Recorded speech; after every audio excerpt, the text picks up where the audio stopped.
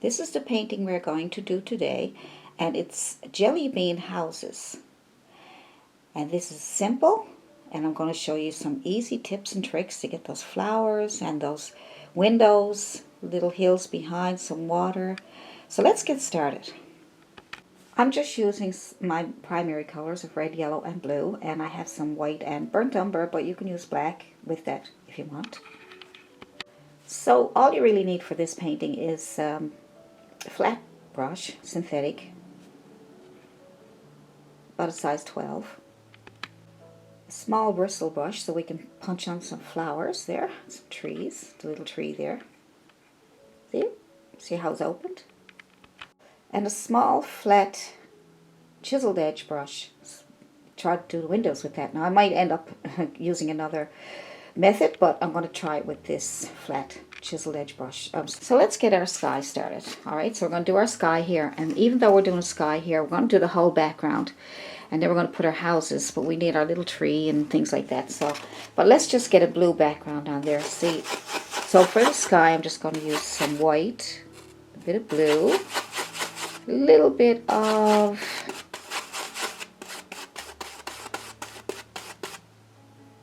burnt umber, just to grey it up a little bit. You can use a little bit of black if you like, just get kind of a greyish blue. Alright, maybe even a little bit of red. I don't know, just something to, there we go, that's nice, isn't it? Now it's too much in there, so don't do what I did. Right, I keep adding too much red because red is so dominant. You don't even realize it till you start adding it, so very, very little. If you get too much, just do what I did, just move away from it, okay? So let's just start off with this much first. Nice light blue sky with a little bit of a greyish look to it. So start your sky with your blue. It's a light blue with a little hint of a greyish tone to it, or a little bit of purple. It's up to you. But I'm just going to make a nice blue, light blue sky with those colors that we mixed together. And get that whole, we're going to do the whole thing here. And as we go down closer to the horizon line, we will lighten it up a bit more, okay? So just keep going back and forth with your synthetic brush, okay? Just back and forth. Let's get the top done first. Sometimes I run off, and see how I ran off into the distance there. So you could do that too if you want, as long as you get it all together. As long as you make it nice and soft and smooth, okay? So you don't want your lines all over the place, right? So just go back and forth and back and forth. There we go. There we go. They can be short strokes or long strokes. Anything, and as while it's wet, just go back and forth over those strokes again, just so you can soften them up, okay? So keep it going. There we go. Just add a little bit. I'm adding a little tiny bit of color, but I'm not worried about it because the houses are going to be going up over most of that. Just want to make sure that the top part is nice, all right, and the sides, because you're going to see the sky on the sides here too. Okay. Now you can leave out the part where you're going to put your houses, but I just like to have. Now I add a little bit too much blue there. That's no big deal. There we go. I just add more white. I just like to do it this way. You can do it whatever way you want. You can draw on your houses first if you want, all right, and then you can do your sky around it. But then you might get into the houses. It might get a little complicated, or it might just get a little frustrating. So just do your background sky first. It's the easiest way out. I always try to make easy, breezy tips for you. It's a bit light down here, so I'm adding more white just to keep it brighter down here. Because the sky usually gets lighter as it hits the horizon, doesn't it? Alright. Good. Alright, so you can add more sky to the top if you like. There we go.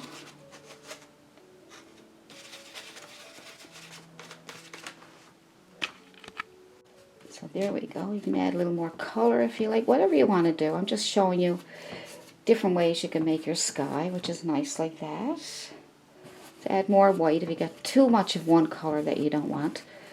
Alright, so just blue and white with a little bit of red.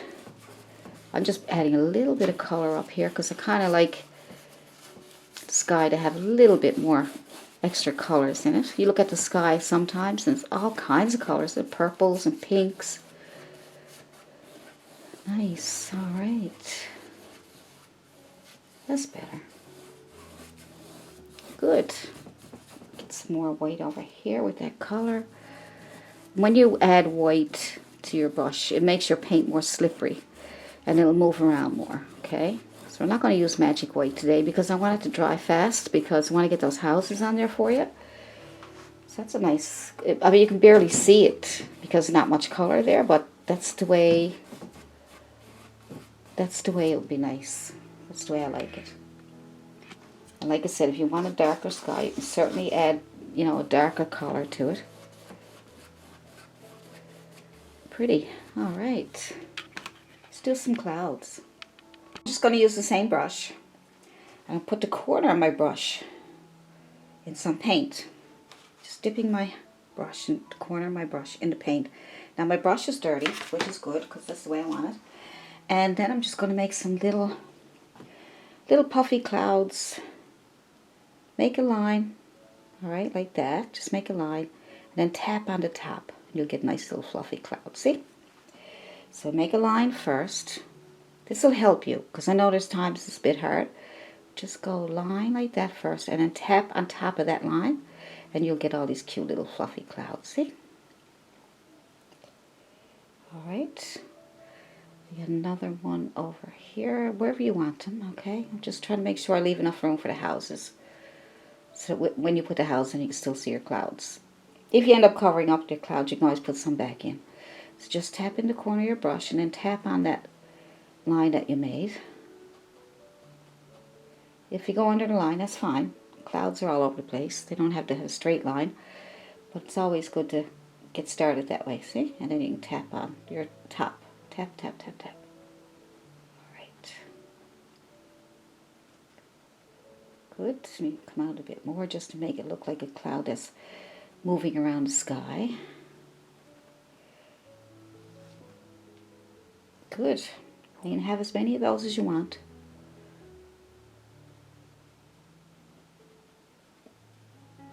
So you can just take your brush, put on a line, and then tap on the top. See?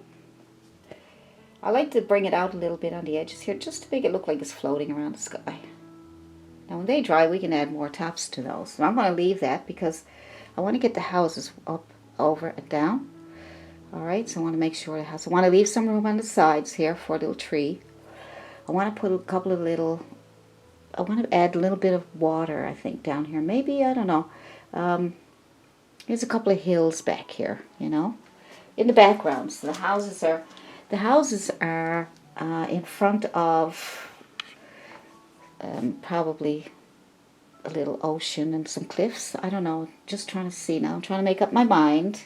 So I'm just going to take some of my burnt umber. I'm using the same brush again. My burnt umber. And some yellow. And some white. I lightened up a little bit. And then,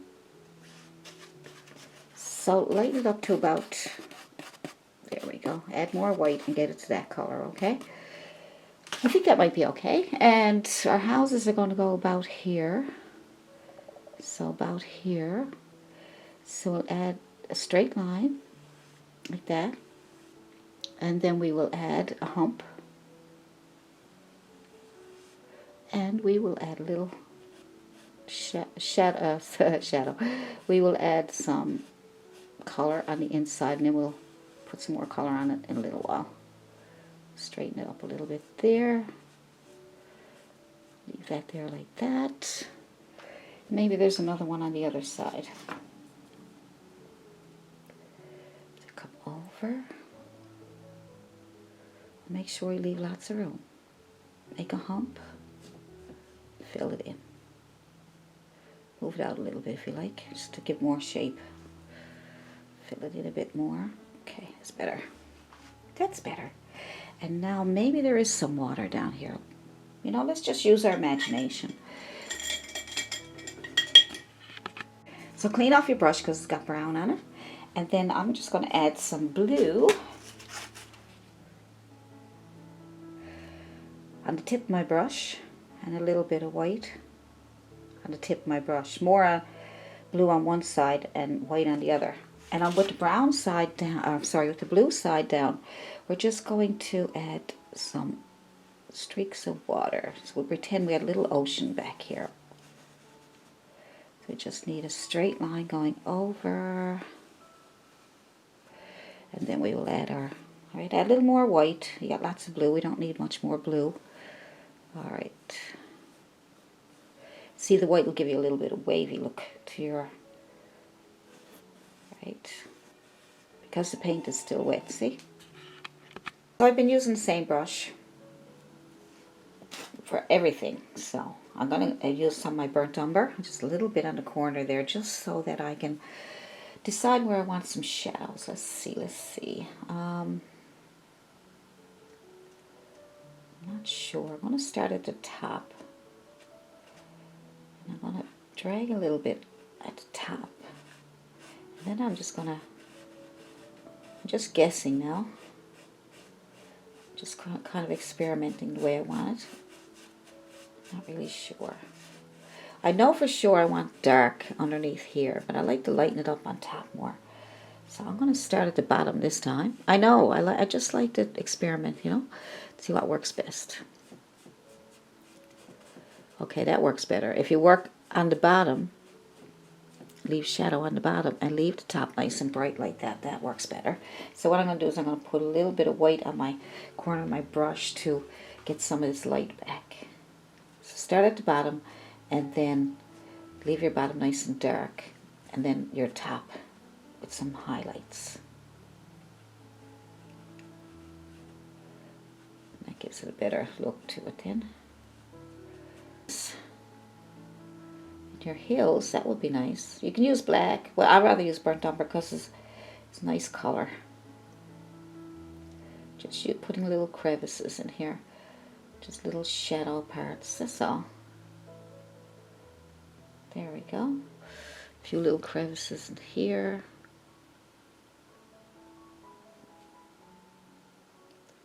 Gives them more of a realistic look.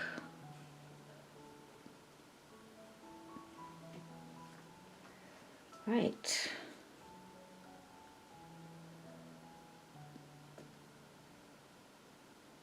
Just pretend you're making branches on a tree. Yeah, lots of techniques. You can use them in different places. There we go. That's that much done. Now let's take this off.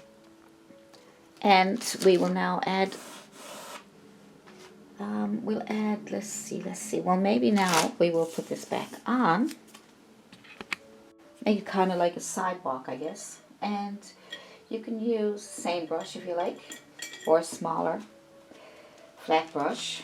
Smaller, as long as you clean your brush off. Okay, I'm just going to use the same one because I got a chiseled edge, so I can go on the chiseled edge. Like if I did it this way, it might be a little too wide.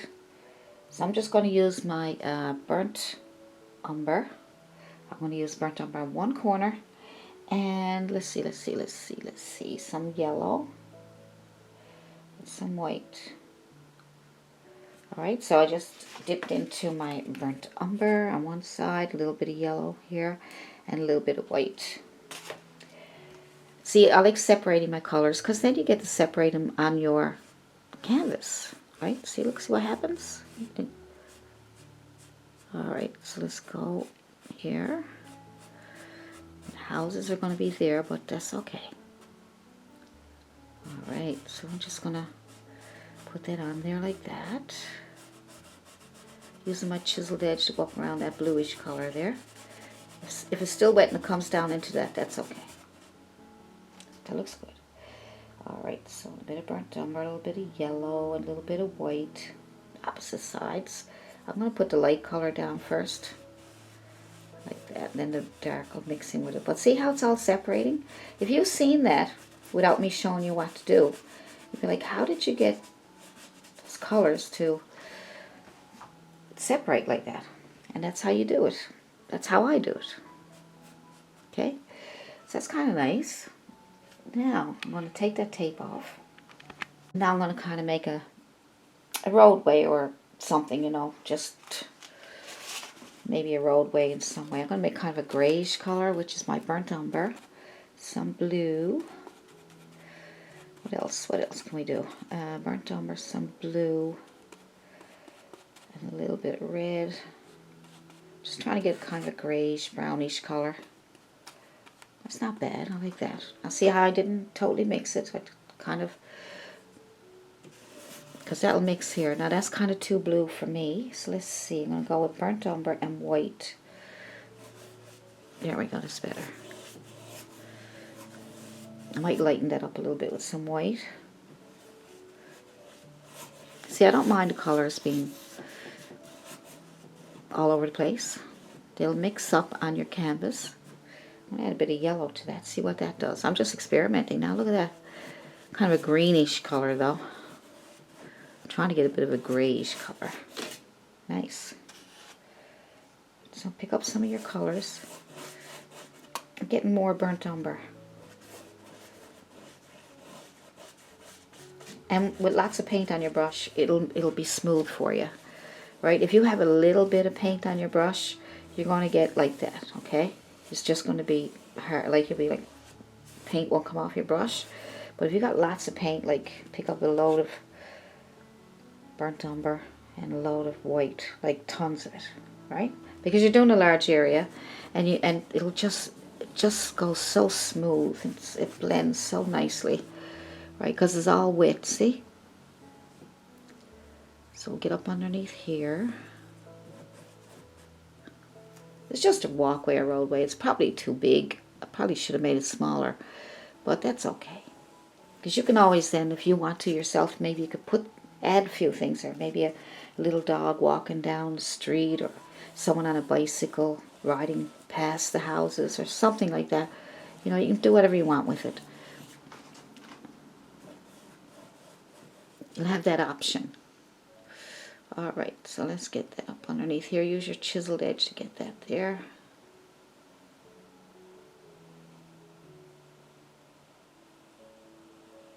I'm running out of paint, so I'll pick up some more paint. Get the chiseled edge up against here. Flip it around because I got more paint on it.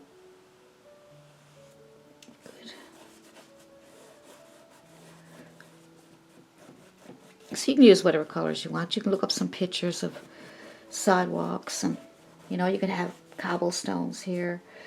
Whatever you want, okay? It could be whatever you want.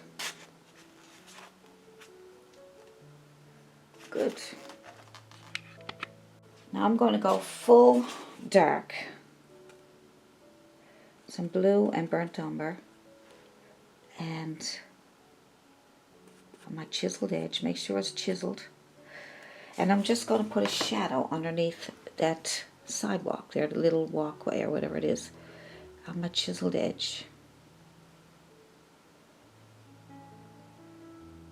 If you have a problem keeping a straight line, you can use tape after it dries.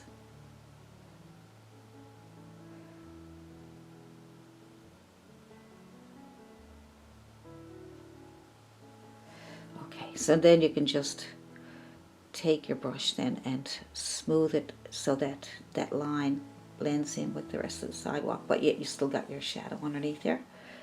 All right, there we go. Kind of separates it from the here, right? So now when that dries, while we're waiting for it to dry, why don't we add a little tree? Now I'm going to use the same brush. I'm not changing brushes because you don't need to if the brush will do. These chiseled edge brushes are amazing. You can do a lot of things with these. You can use one brush for everything, you know, sometimes. So I'm just going to use my burnt umber, and I'm going to pick up my burnt umber, get a chiseled edge. Chiseled edge. Okay, be careful. I'm picking up some paint I don't want. Alright, So get a chiseled edge. Chiseled, I hope. And I'm going to pick a spot for my tree. I want to make sure I get enough room for the houses. Let's say the houses go here, like between those two rocks, hills. So we have lots of room now for our tree and a pole. So let's go with our tree. Our tree will probably go up to here. The houses are probably going to go nice ways up. So think about where your houses are going to end. So your tree will probably be around that same area. So we'll just take our chiseled edge and make that there, that trunk. Doesn't have to be real wide. Okay. Make sure it's chiseled, because you'll get frustrated if you don't get those lines proper. So we're going to make some branches coming off. Just come out from that trunk. If you're having a problem with this, just go get a liner brush. Alright, because we want to make some of these so we'll know where our leaves are going to go, okay? So, good. So now we probably do need to transfer it to a liner brush so we get some nice thin branches. There we go.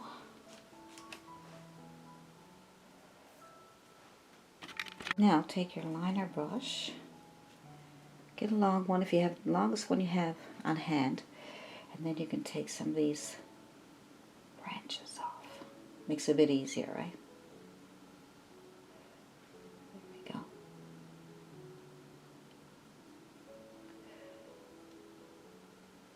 Okay.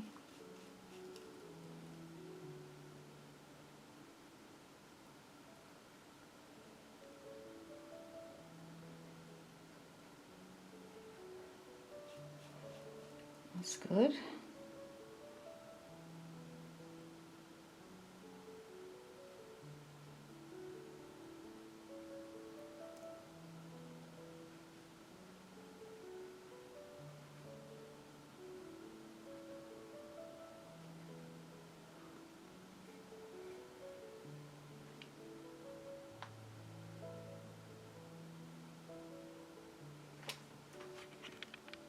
That should do it. So now we'll just put some leaves on there. We won't put any big, heavy, thick leaves. Just enough to cover those nice little branches. So I'm just going to use a small chiseled edge brush, because that's a pretty small tree. And I'm going to make a green color. Now you can put any green on your palette. I only use my primary colors in burnt umber and white, but you can use your green and your browns, right? Whatever you got there. But I'm going to make my own green. Okay, it's a nice little green. So I just got that's opened up there. It's chiseled. So I'm sorry, it's bristle. Bristle. Don't use a chisel edge. You won't be able to get that pouncy look, right? You won't be able to get those leaves. All right. So just move around there. Just going to tap on some more. Just making my green, and I'm just going to tap gently till I get some nice leaves. So use those branches that we made to guide you, all right? There we go. See, that will guide you. And you got a few little leaves here. And that should do it. You don't need a lot. It's a cute little tree, isn't it?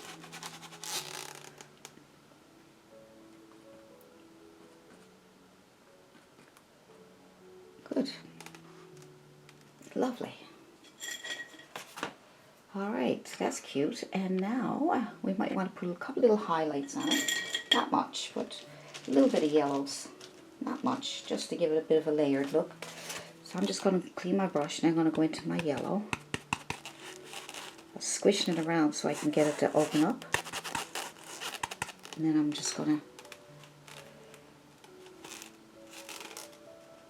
tap on top of some of those I already did. So let's use our burnt umber again and get a chiseled edge.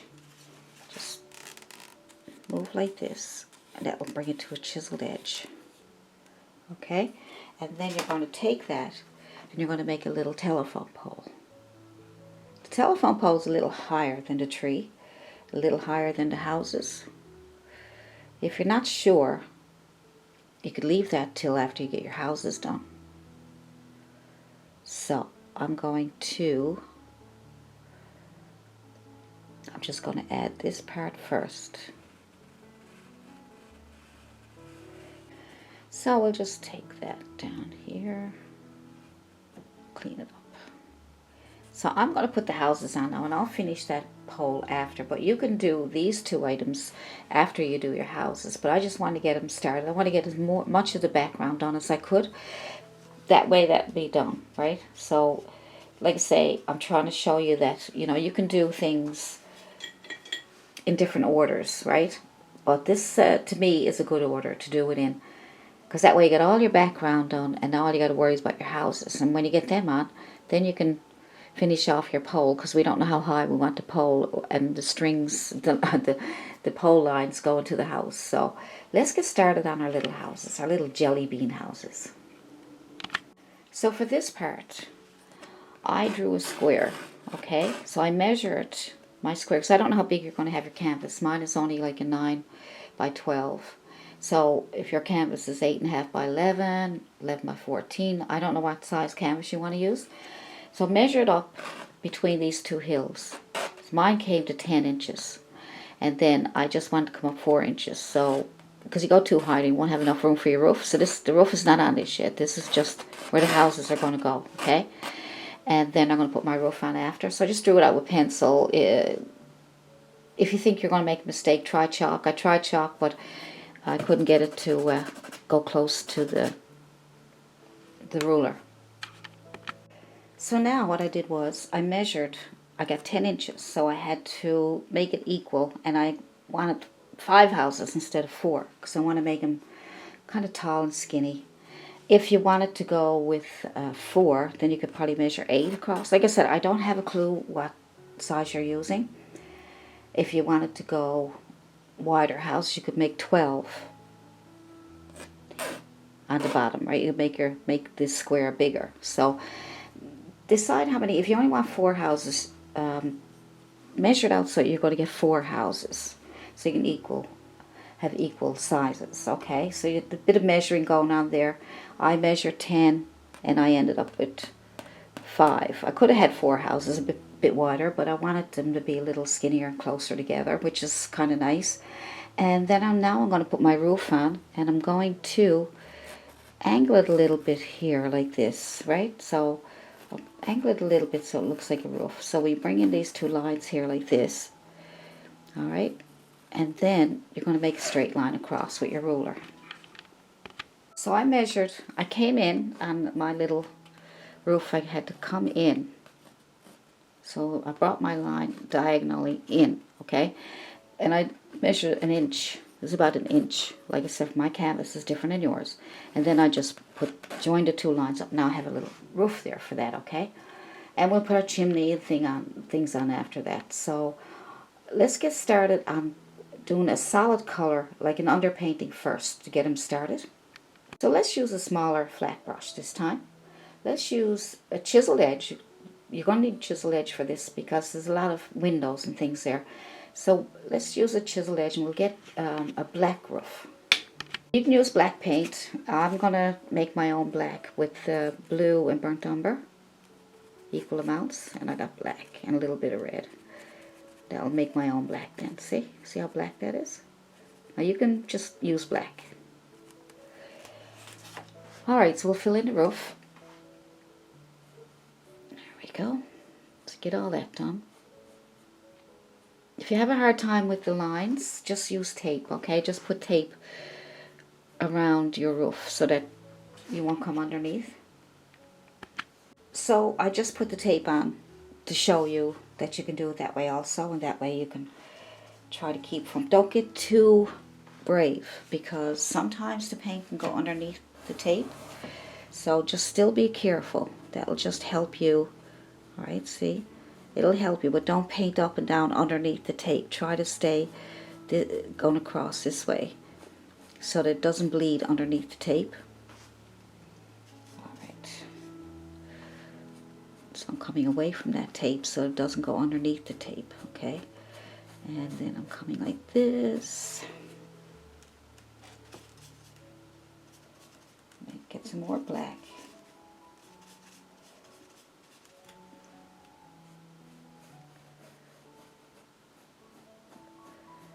Like I said, don't go up or down because you'll end up bleeding. If it does bleed, well, you just go back with the same colors of the sky, or, you know, if you went outside, or it can be fixed. Don't panic or anything. It can be fixed.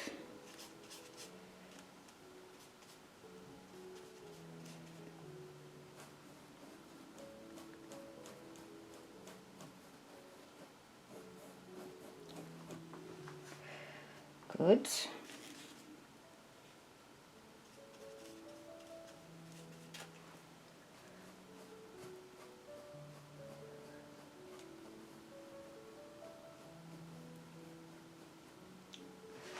I gotta be careful here. I'm gonna go back over this way. Because if we go this way, it might go underneath the tape.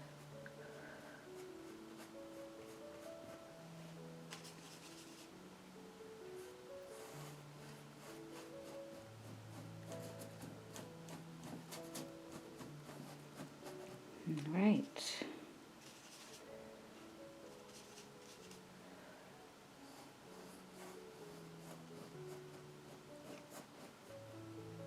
Careful, careful, careful.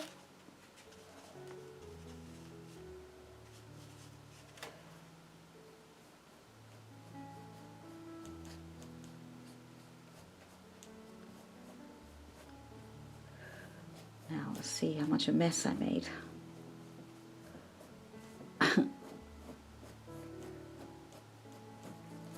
I prefer to do it without tape, but I would be sitting down if I was doing it, because standing up is hard to keep your hand steady. So if you prefer to do it without tape, sit down. I think you can get better control. And let's see what happens. Here we go. Oh, so far so good. All right, here we go. Okay, pretty scary.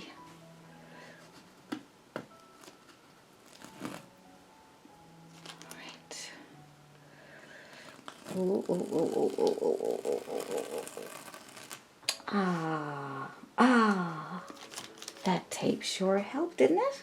Cool. Now we might want to add tape to these lines here. That will help us keep, because we're going to be doing different colors, right? So that will help us keep the paint from going on and mixing it with the other side. So let's try that. Now, what color do you want your houses?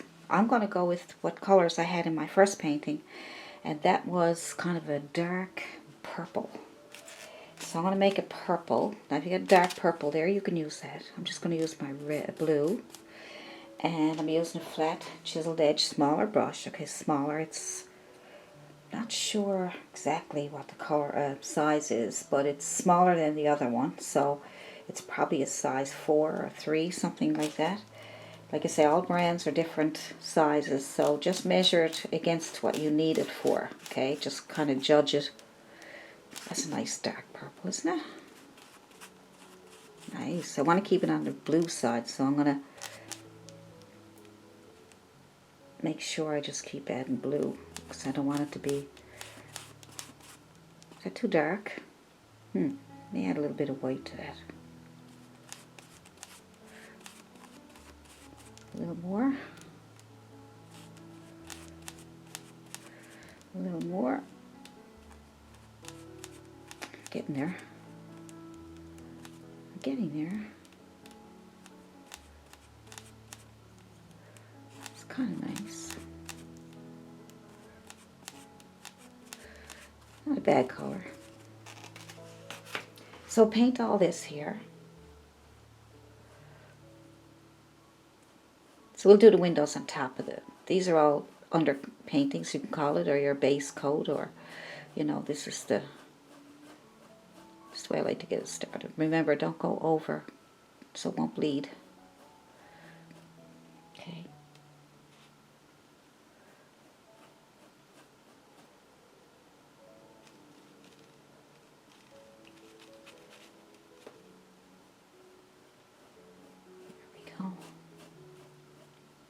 if you need to use tape for down here, you go ahead and do that too.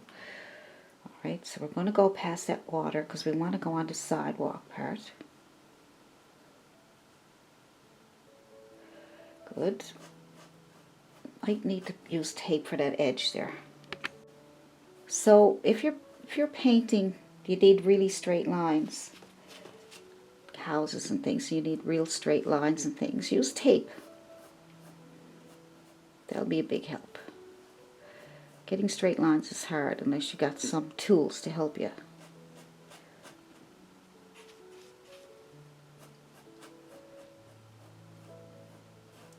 Now you'll see the white by that tape, so you might need to get your chisel edge and kind of tap at it to get it so that it'll, like up here, that's what I did. So as long as I didn't go under the tape, that'll help get that extra space. I think we're doing okay. Doing okay. Now when I remix my paint, sometimes the color won't be exactly the same, but that don't bother me because then I'll just mix it all in together. If it changes up a little bit, I don't mind that. Probably going to bleed that now. I'm going to get underneath that roof. You can use tape to do this. Get underneath that roof. I might have to if I can't get the line straight there. But because there's two dark colors coming together, then it might be okay. Because we're going to be putting an edge there. There we go.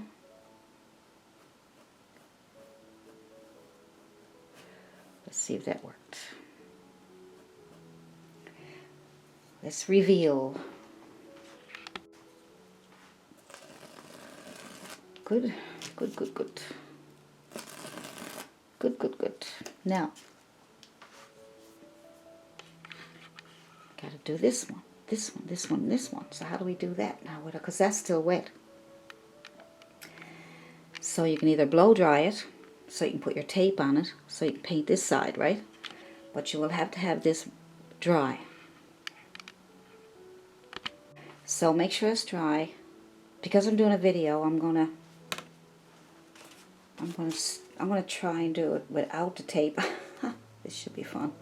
The next one I'm going to do is yellow. So I'm going to add white to my yellow because yellow is very transparent and the white will make it more opaque. Alright, so add white to your yellow to make it more opaque. And then we'll just add that. So start in the center. You might need 2 coats of yellow. We'll see, right?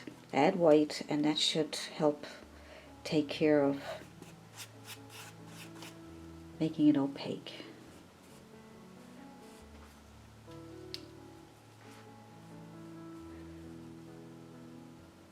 So I'm using chisel edge to get up against that line there. The beauty about the tape is it'll take out that line. Now because yellow is still a bit transparent, you're going to see that blue, but that's okay. We'll add white to that. We'll add white. We'll probably have to do a second coat. And I might need to use tape.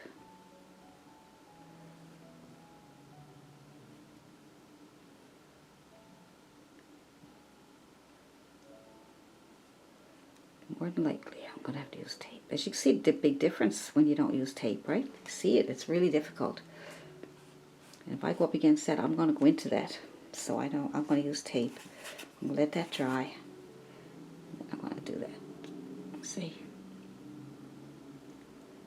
Now you're getting up on the edge here. So you definitely will need tape.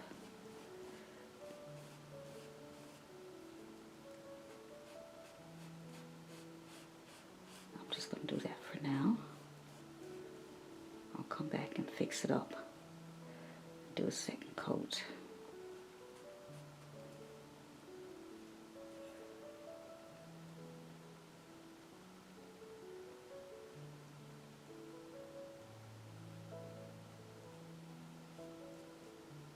That's no problem. So the next one is red.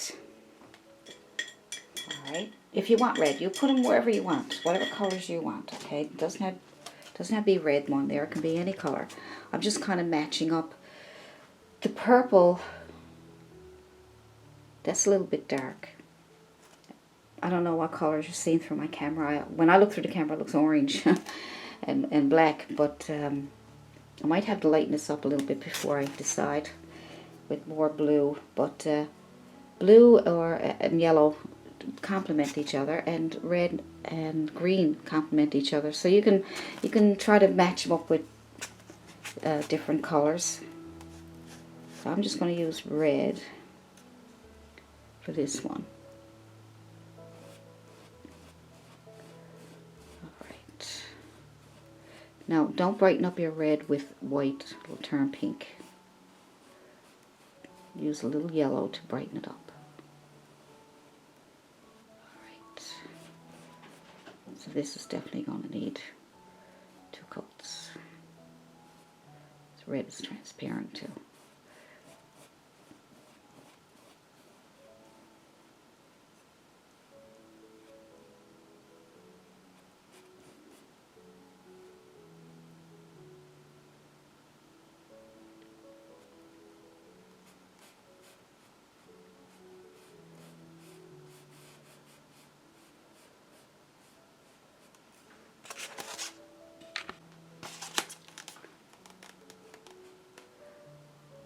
So use tape.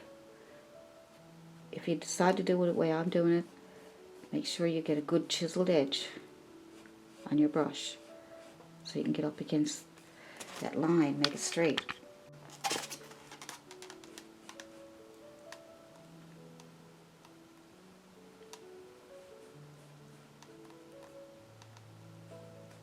So you can see it's not completely straight there, but so I may go back with some tape when I do my second coats.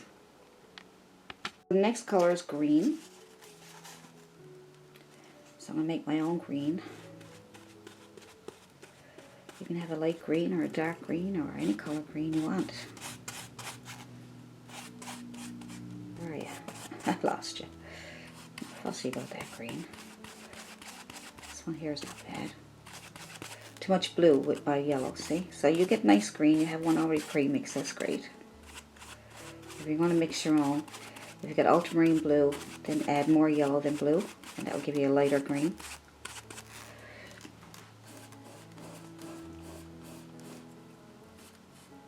Chiseled edge.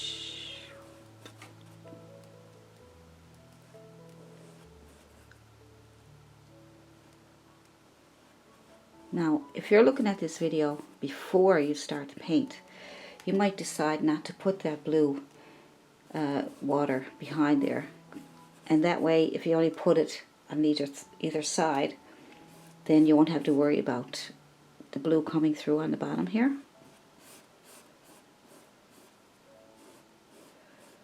Or you can put your houses, put your sky out, put your houses on first, and then your tree and your pole and your all the other stuff on the other side. So that won't be hard to do because you'll have your sky done, see? So there's several ways to approach a painting, whatever's comfortable for you.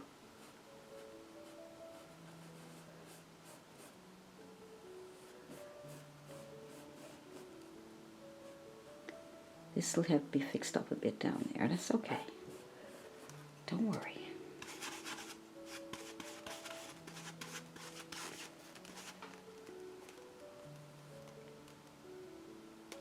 What color are we going to make our last one, I wonder?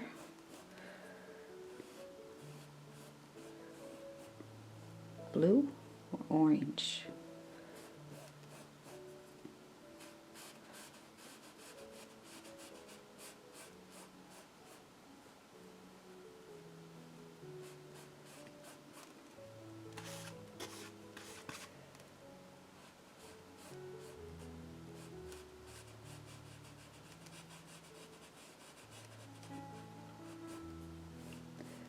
Yeah, that's definitely going to need a second coat.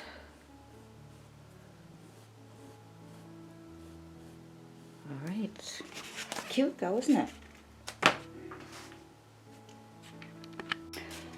Maybe orange would be nice at the end. You can use whatever colors you want. Look up some jelly bean houses, jelly bean roll, colorful houses, and just see what colors you like to mix and match together. Okay, so more yellow than red, because red, like I said, is very dominant. So I'm going to brighten it up to a nice orange. So yellow and red. There we go. That's nice.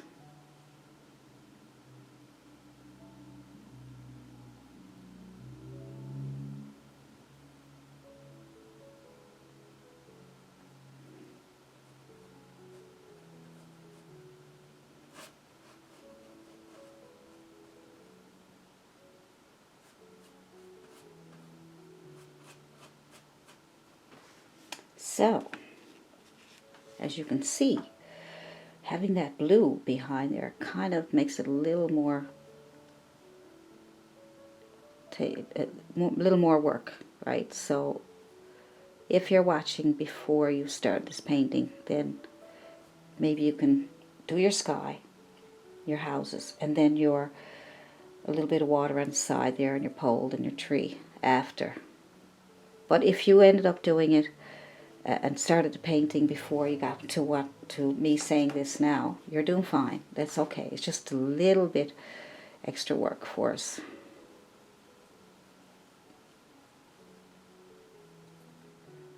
You might say, well, why did you do it? I don't know. I guess I just wanted to show you different ways of doing paintings.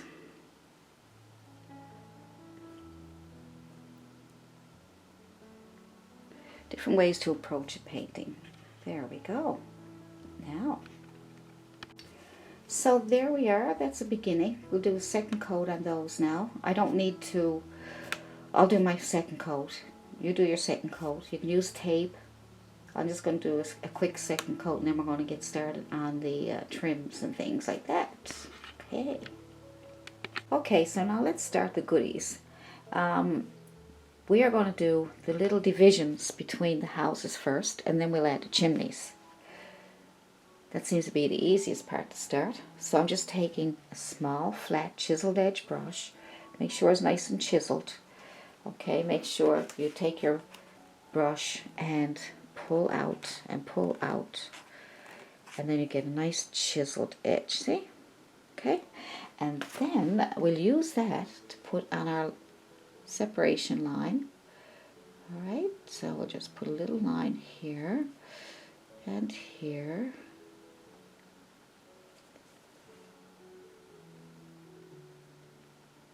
Just So just touch the very chiseled edge of your brush so that you don't get anything else, only the chiseled edge. Just touch the very top of the brush, chiseled edge.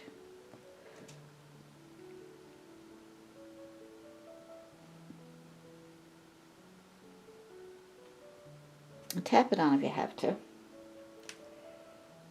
Alright, good. We can go over that again later. Really need a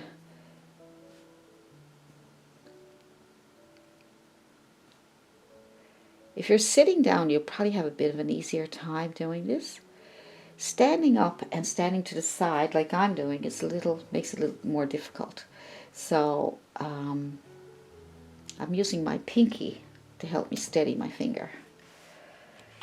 Okay, so we got that. You can also do that between the houses.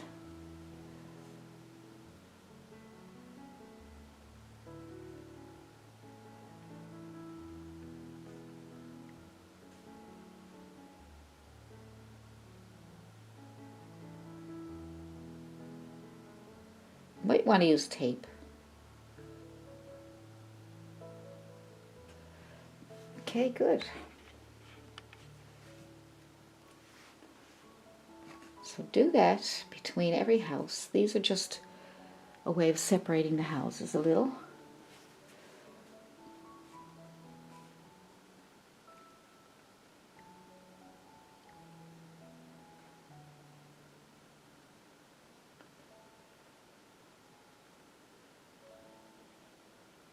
Okay. So you can also use a ruler. Get your chiseled edge still, and then you can put your ruler. I did that one just to see if it worked. So you put your ruler up against between those two houses. And the tape is really good for this too. You put tape on either side. But so many different ways you can do this. Just trying to fix my line up here on the roof. And you can start from the top or the bottom. And you touch on your chiseled edge. And pull against the ruler.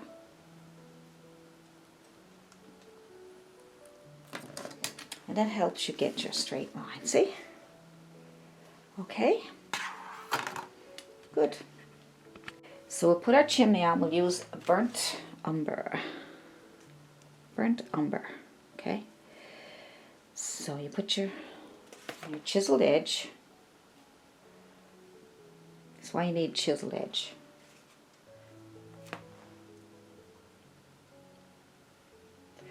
And you take it and you decide where you want your chimney. You can have it wherever you want. And you're going to make touch. You're going to make a square. You're going to pull over. You can make your chimney however big you want it. Okay. If your paint won't move, add a little bit of water to your brush and just tap it off so it's damp. Okay. Maybe your paint. Sometimes the paint won't move because you don't. I don't know. It's okay. So just touch and pull over. So that's your bottom part of your chimney. And then you got a smaller one up here. So I'm going to use a chiseled edge and I'm just going to make a smaller one just by moving it in a little bit. There we go. And then I'm going to make a small one on top just by touching. Okay. Alright. So you do that with all the chimneys. Now you can have whatever kind of chimney you want. But this is the easiest way. And we'll put a highlight on that to bring them out more. So let's put on another one. Okay, so burnt umber. Burnt umber. And we will make another chimney. It can be the same size or it can be bigger or whatever, you know. See how the chisel edge will give you that little edge there? Nice square, right? Gives you a nice square. And then you got one in the middle. I'm using my chiseled edge to kind of wiggle it a little bit to get it on there and then move over a little bit. But you'll get that nice edge there because of the chiseled edge of your brush.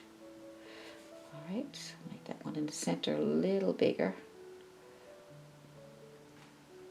Good. That one's a little bit bigger, but that's okay. That's okay. All these old jelly bean houses got all different types and sizes of chimneys. Alright.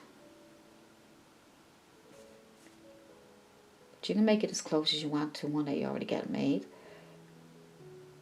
Okay, that's that. And then the center. And the top. That's a cute one.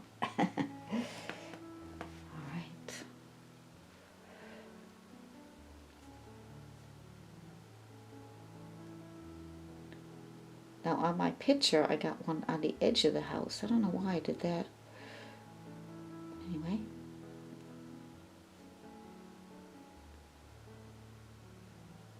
If you get anything crooked, it's okay, because you want to make these houses really old. In Newfoundland, we have jelly bean houses in St. John's. And they're really cute. So yeah, you can put a chimney over here instead. Right on the edge if you like. Right on the back there. You just put up one little one on top. Just for a change. That's good, sure. There we go. Now we want to highlight these so you can bring them out a bit more. So I'm going to put yellow on my flat brush that we just used. It's a very small brush, probably size 2. But whatever size, whatever small flat brush you have, alright? So I'm going to add a bit of white to that yellow because I want to make it more opaque.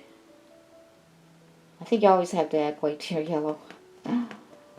If the yellow is too bright with yellow, just add a little bit of your burnt umber or burnt sienna. Alright. So get whatever color yellow you want. Yellow ochre is really nice. You could use that too. So you can wait for these to dry, or you can leave them wet. And I'm going to go on the very edge that I had here. I'm just going to drag in a little bit of that on that edge, and that edge, and that edge. Okay. Now, too much paint came off my brush there. See that? So I can fix that. All I can do is put some burnt umber back. All right. So don't panic if you don't get it right at first.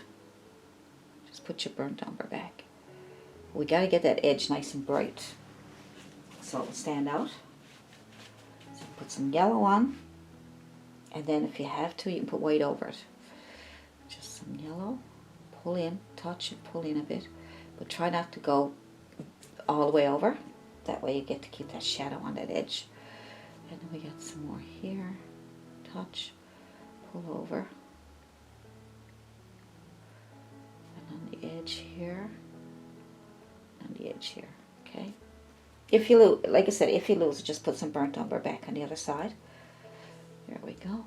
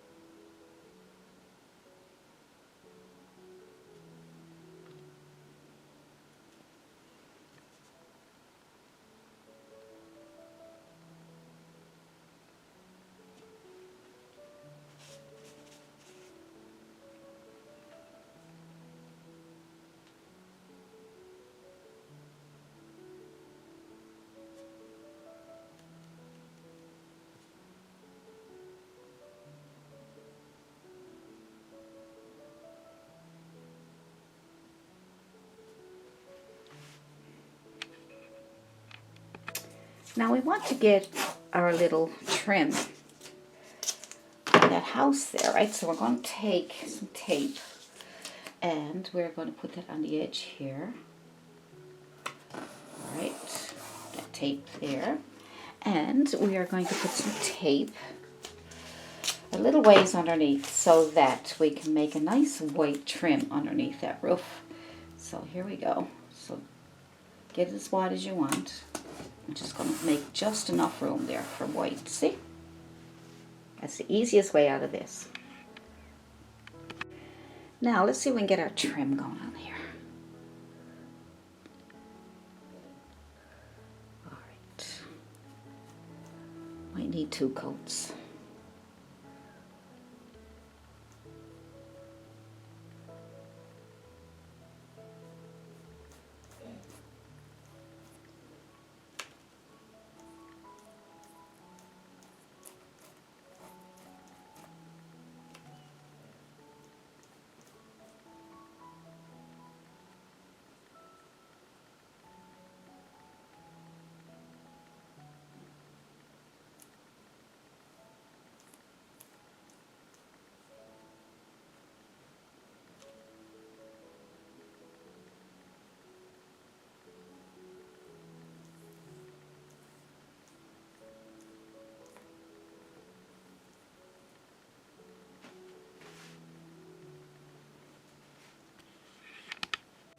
Okay, let's take the tape off.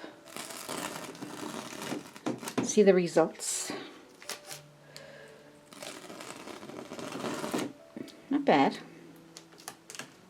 Bled a little bit there. It's not to worry. You can always put some green paint there. I'm probably going to put some shadow there. You can see my house is a little bit leaning to the... This one here is nice. This one here probably should have brought out a little bit more. That's okay. So I'm just trying to think of where to put the windows, right? So I just put a bit of chalk there. But I'm not sure I want down that low. Now that's the beauty of using chalk, okay? So chalk is going to be your friend. Chalk is always your friend. So underneath the window here, let's make a decision. So I'll make that up there, there, and there, and maybe another one over here. Now you can measure them up so they'd be perfectly same size. I mean, if you're building a house, you'd have to measure everything, but I'm painting, so I don't have to be perfect, but it'd be nice to have things. There we go, that's nice. It's not bad, you know, I mean, it's not. And then we got a door, so we're going to come down a little ways, probably here, and we'll have our door, a line down for a door, a line over, and a line down. There's your door. Maybe you might want another window over here.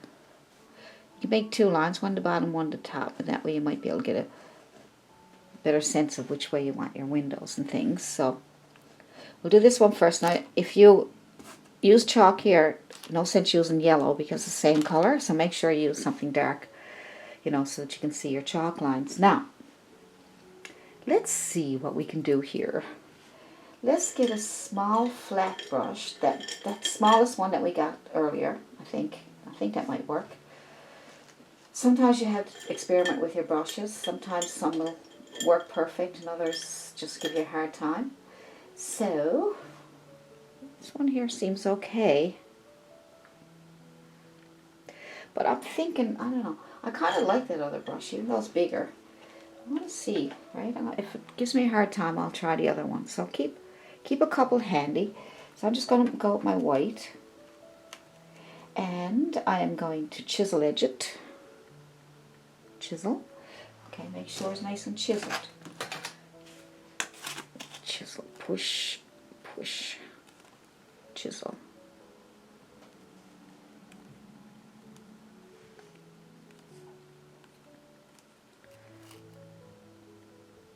Okay, now, this is the hard part. So you're going to go over those chalk lines, because when the paint is dry, you can wipe that away. All right, touch.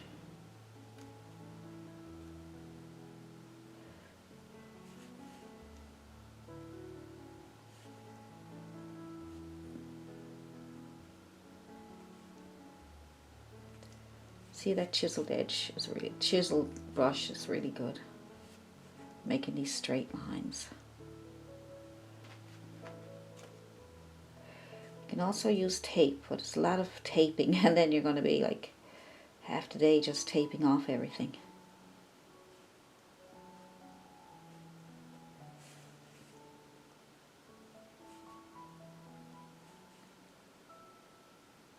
Oh, I touched it with my finger, look at that.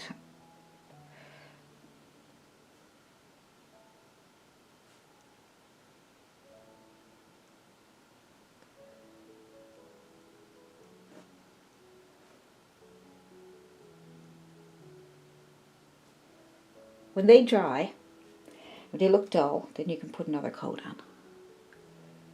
But you got to get something started first.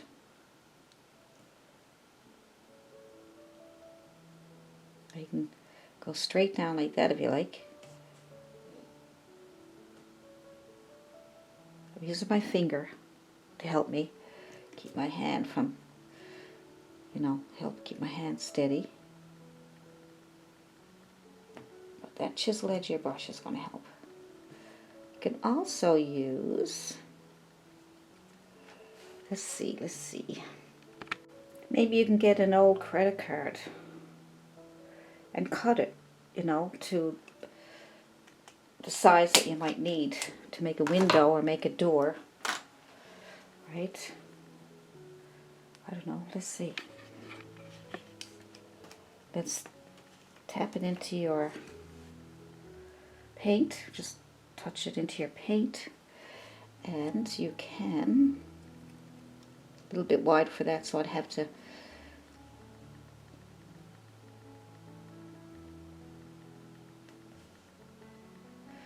works pretty good.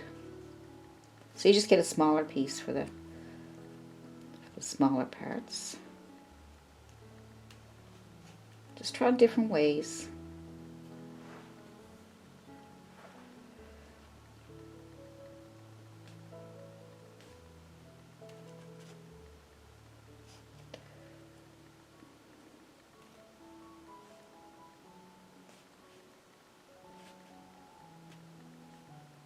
one there is kind of,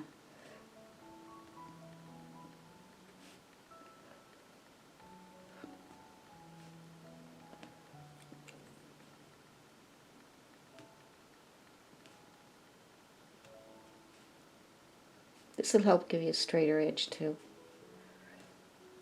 Now I'll fix that up with the inside the door. I can just paint it over. Then I'll get my, as long as I get some straight line on the edge there, on the edge of the door.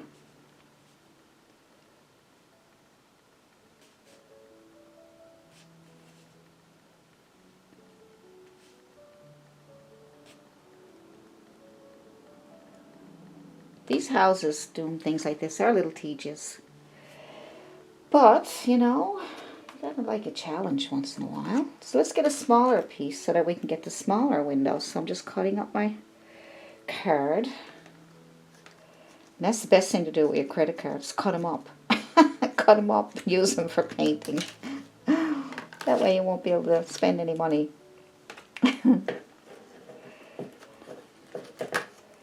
Lots of times we cut up our credit cards and we just throw them in the garbage. But now you know, if you're an artist, you can use them for painting. See? So you get some use out of them. All that money that we spend on them. So this is a smaller one that fits this window. And turn it around, I think.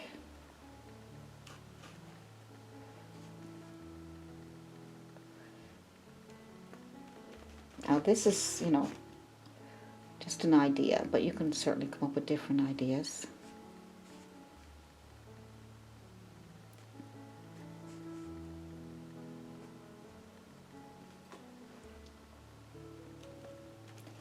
What you need to do is make it, cut it long and thin, okay? That way you can get a better grip on it.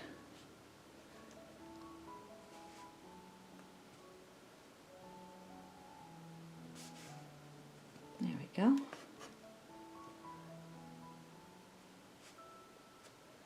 There we go. We're getting there. A couple little windows. I'm going to do the inside yet too. I'm just going to use my, I'm going to do another brush. Let me try something else. For the inside windows, I'm going to try a round brush. So like I say, you got to experiment with your brushes, okay? Just to see what works. So then you can take the tip of that brush and pull that line down like that. Okay, so that's kind of easier.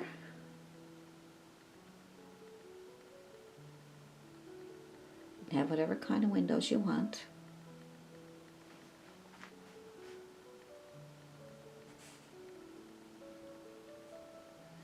I like this long one here.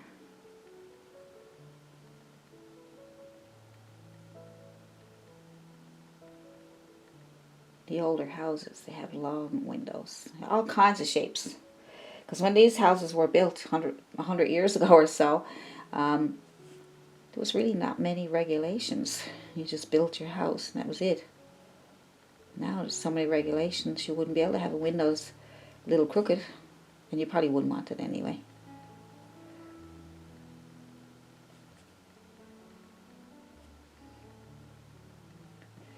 So I'm just touching up some of the edge here. So it's a little easier than anything else, but to get a really good straight line, you really need something with a straight edge. You know, even if you had something like this, but much smaller,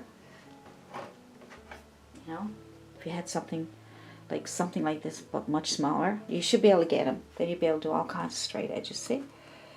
Let's see if we can do something with that in a minute. Now, I got that door there. It has a little bit of a top on it.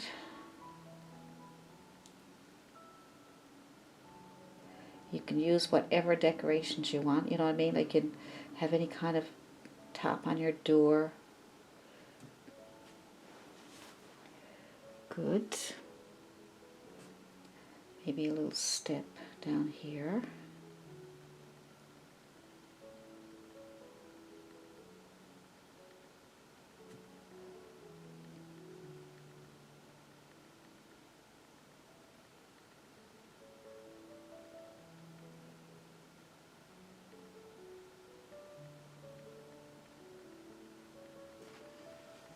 Now, we'll paint the inside of that door. Whatever color you want. I have a yellow door.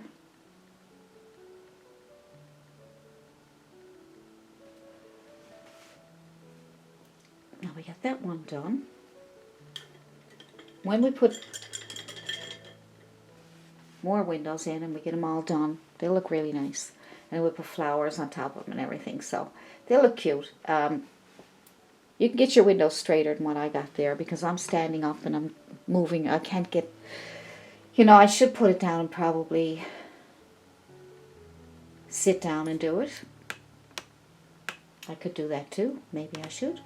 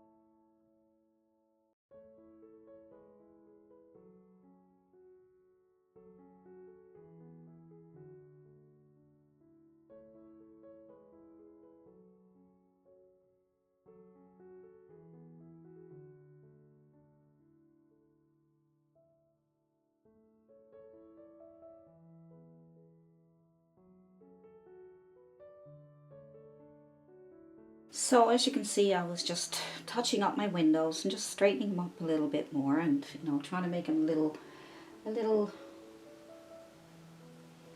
more straighter and things, because it's a little bit hard to get them straight. But you know, if you take your time, and you should be able to get them nice and straight with some straight edges or something to help you along. You know, this would be great. See, so you can put this down and you can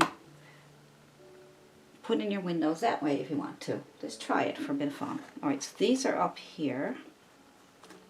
Maybe we can come across close to what they are. Alright, so let's try it.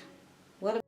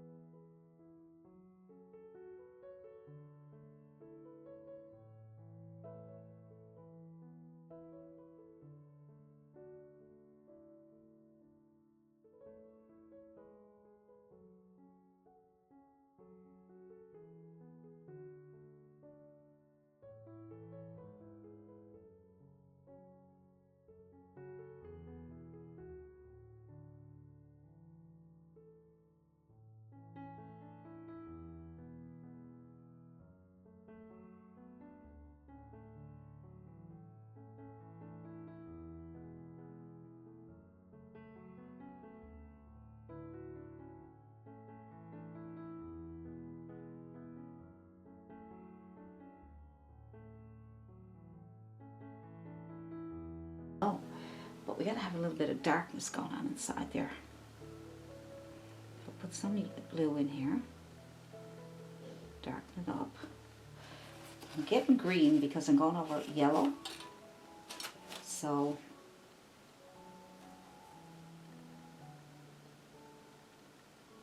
as long as it's a dark color, it's okay. Now you got to use your chisel edge and try and keep all that straight again. Should be fun. You can also use templates. If you have a template that likes little squares, you can buy them, you know. Squares, round circles and squares and things like that. You can get all the right sizes. That would be good.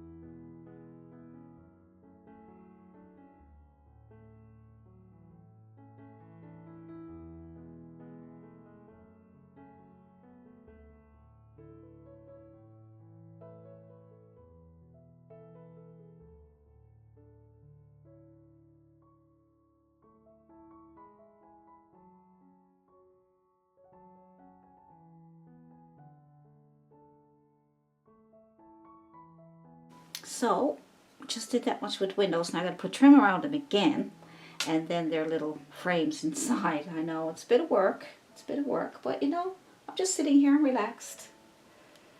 Now that I'm sitting down, I'm more relaxed. Just relaxed and having a nice, relaxing couple hours painting. That's all. And I'm recording it so you can watch me, and hopefully you can learn something from it, get something out of it, you know. A lot of people ask me, how do you paint doors? How do you paint straight lines? How do you paint houses? And I like to do more. They're very long and tedious. But, you know, if I get enough requests for these kind of things, houses, and I don't know, I'm up for anything, really. Animals. So I got a lot of landscapes done. I got a lot of trees and skies and clouds, and you know, so I like to make a few additions. But I need to hear from you guys, see? And I've had requests before for things that I didn't even get around to, because I just had so many requests, but it was mostly landscapes and things like that. I had a request for a raven. I think I did one in a Halloween. Painted a raven. I also had a request I didn't get around to yet for seashells. But I also, you know, also be nice to do, I don't know, I need to know what you guys like. Because I'm doing this for you, right? I find it nice and relaxing, but it's basically I want to do things that you guys like to see, that you're trying to learn. Something that would be interesting for you.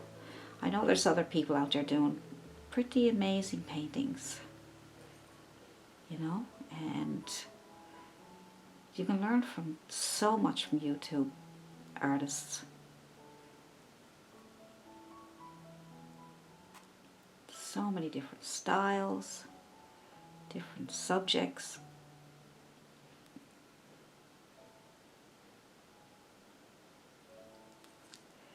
when I was first learning, and I still am, I'd go and I'd look up YouTube videos, and I'd look up how to paint a rose. Now, I must have looked at 30, 40 videos on different artists that were painting different roses, because everybody had different styles. And I love most of them. There's some that were not something that I was interested in, but I looked at them because I could learn something, what kind of brush they were using, what colors they were using, what technique they were using. And then you've seen some of my rose videos. I just did it my way. But I did get some ideas from what kind of brush, what colors, different things like that. So everything helps. Every little thing helps. So I got that door there. I want that yellow. What color can I put with that orange? Orange and orange. I don't know, maybe a bright green. Orange got red in it, and green and orange, and green and red are complements of each other, so maybe a brighter green door. There we go.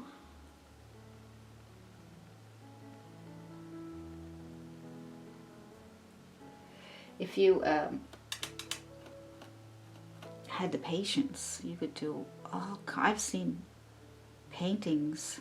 I haven't seen many on YouTube, but I've seen paintings in art galleries. I mean, they blow you away because of all the detail in their doors and windows and all these little details. I'd love to watch one of those artists. I like to watch one of those artists from the 15th century, the old masters. A lot of artists learn from them. Alright, so that's good. Now I want to get yellow. Make sure your brush is clean in between. Like if you're doing different colors or dark colors or whatever, just make sure your brush is nice and clean, or get a brand new brush that hasn't been used yet. So what am I doing with that door? Yellow. Alright, let's get some yellow.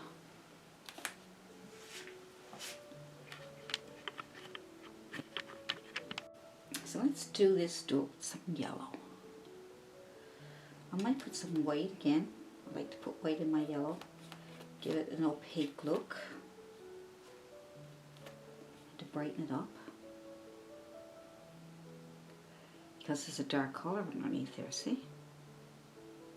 You almost need to paint it white first and then put your yellow on after. You can do that too, Do that with any transparent paint. Paint it white first, let it dry, and then paint over it with your color. And that will help if you're painting over a dark area.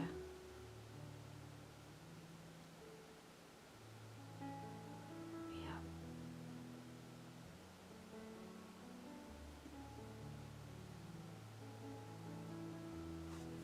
Now,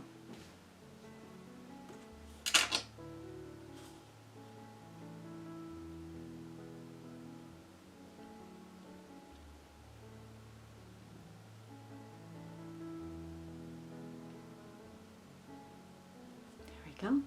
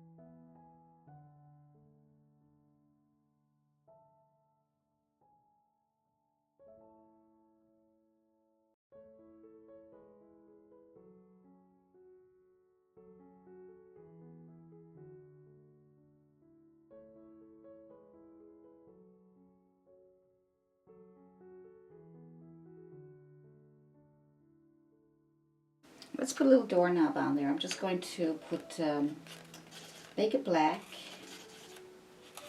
Use black if you like, burnt umber, whatever. Nice dark color, okay? And then put it on the back of your brush,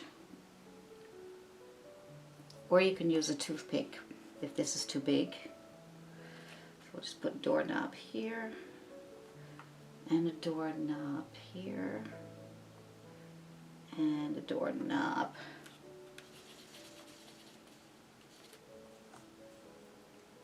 here, and a doorknob here. Just kind of using the corner of this because it's too big, but you can get a small one, and or a round brush with a very round top on it.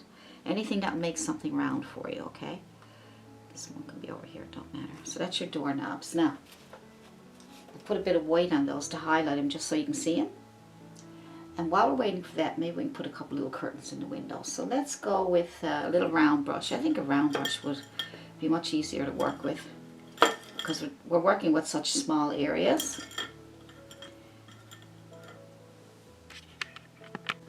So let's put some curtains in some windows. Maybe a yellow curtain. And you just use the corner of this window here. Just a little round like that. And a little one over here.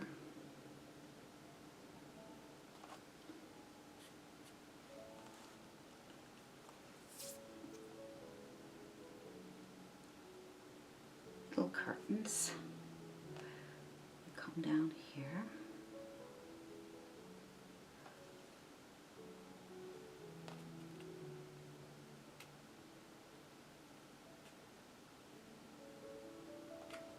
Cute little curtains, and some white with your yellow this time.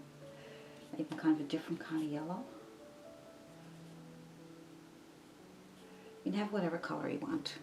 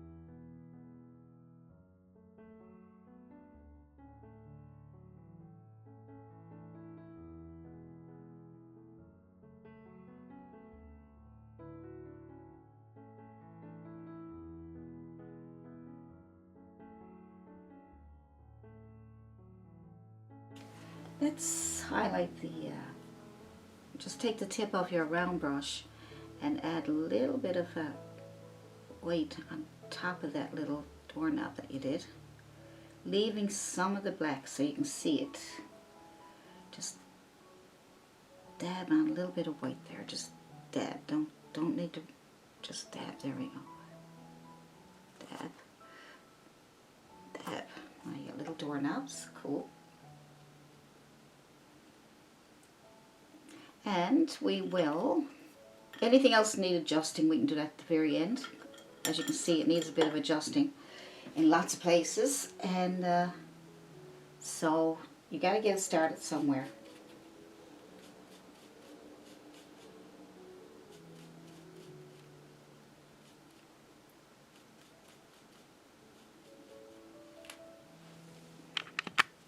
Okay, now I know we have a lot of straightening up to do, but I'm not worried about that right now. What I want to do is I just want to get some main parts in, and then we can adjust things at the end, okay? So, as messy as it looks right now, it will get prettier. So I'm just going to put, I'm using a round brush, you can use a flat brush if you like. So, it's just a little round brush, and I'm going to put in, underneath this windowsill, I'm going to make a little line, and maybe a little, you can make a round underneath here, or whatever shape you want, a little round here, and then fill it in. That will be your planter under the window. So you got one here. And while you're still using the brown, you might as well do the rest of them, okay? So wherever you're going to put flowers, go underneath the windowsill and make them whatever way you want. It can be round, square, small, big.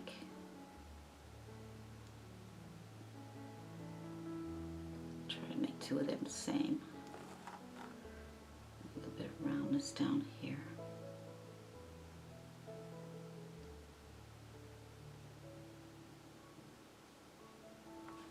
And let's see, where else do you want one? Maybe over here. So make a line underneath here. Burnt umber. And under here. And then make your shape. Whatever shape you want it. Probably got planters under your windowsills also, and you can put the shape in that you have. One here.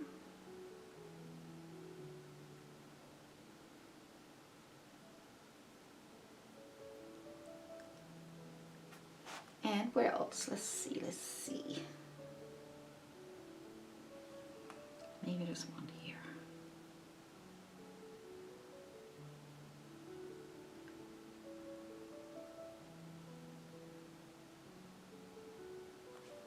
Okay. Maybe these two have some. Be cute down here, won't it?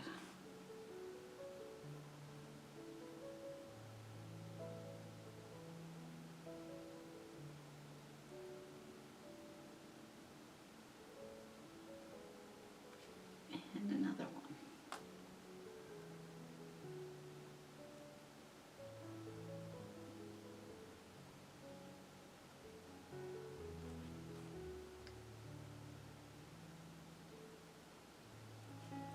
All right, so that's that one, and I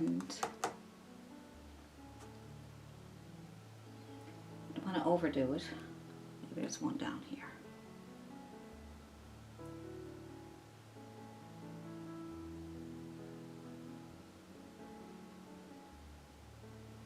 Okay, so that's cute.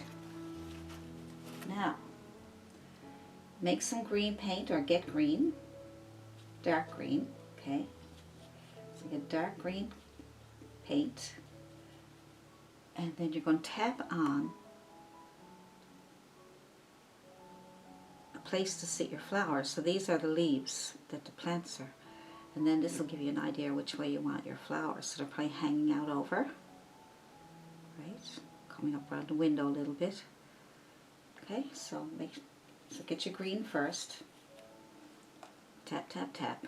A little brown brush. There we go. A synthetic brush. Okay, so maybe not really hanging down. You know, it could be hanging down into the pot.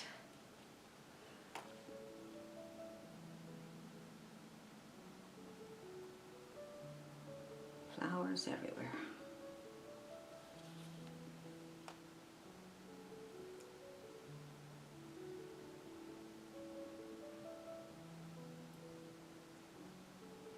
Tap, tap, tap. Oh, you don't want to go over the door.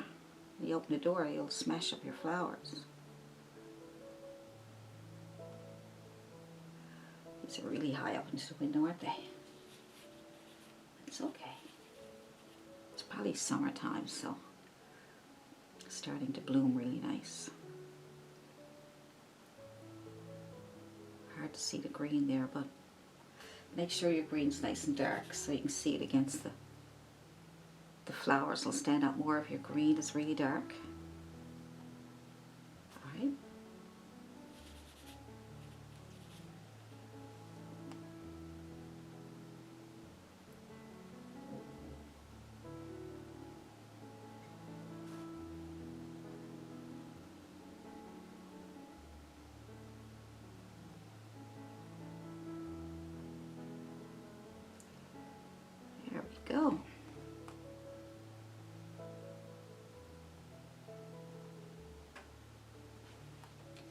Good. Now you just pick up some different colors. You can use the same brush, little round brush if you like, and start tapping on some colors. Now you can wait for that to dry so that it won't mix in with the green. So I'm just going to dab these little dots of flowers on top of that green. And I'm going to leave some room for different colors, okay? So I'm just going to use my yellows first, and then we'll go back with other colors.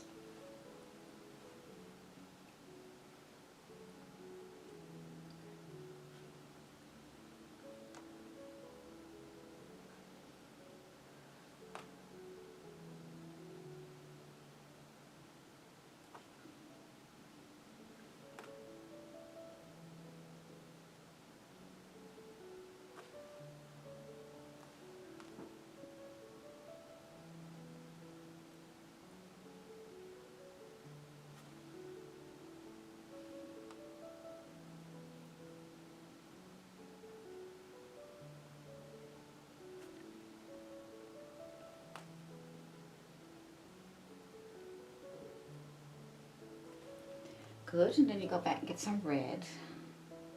You wipe off your brush if you like. Red in between those yellows.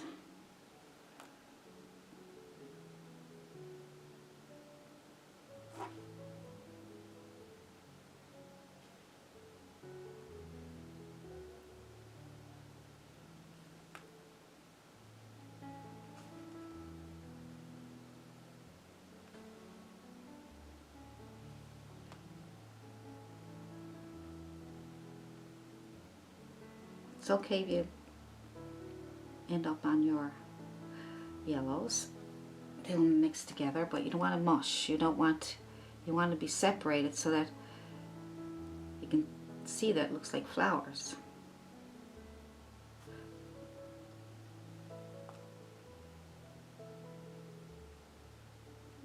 You can have all yellow, all red, whatever you want.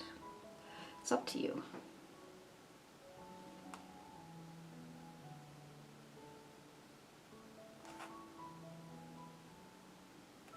I'm going to add a little bit of white just to brighten them up a bit. Put that on top of what I did, or just around them, just so you can see them better.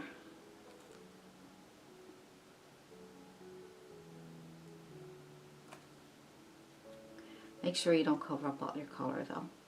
You want to be able to see yellows. Now when they dry, you can add more yellows and reds back in, because like I say, when it dries dull and dark, so it won't stand out as much, so you'll have to add color back in again.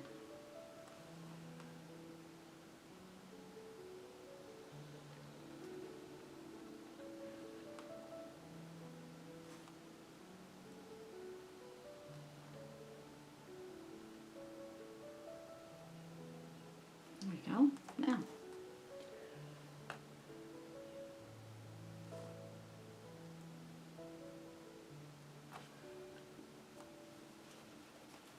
probably add a little bit of reds or something in there because it looks like it needs a bit of work. Yellow, I should say, because that's if red against red, you won't see them. That don't make sense. Yellow.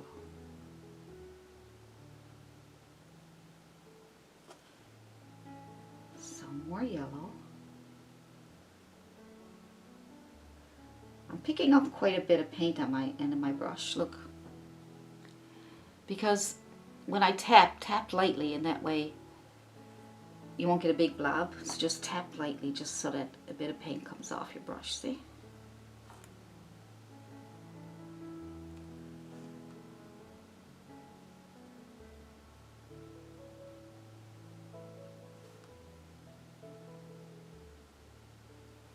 See? So you can go back several times, right? Good. So we need to touch up these windows here. They look pretty nasty.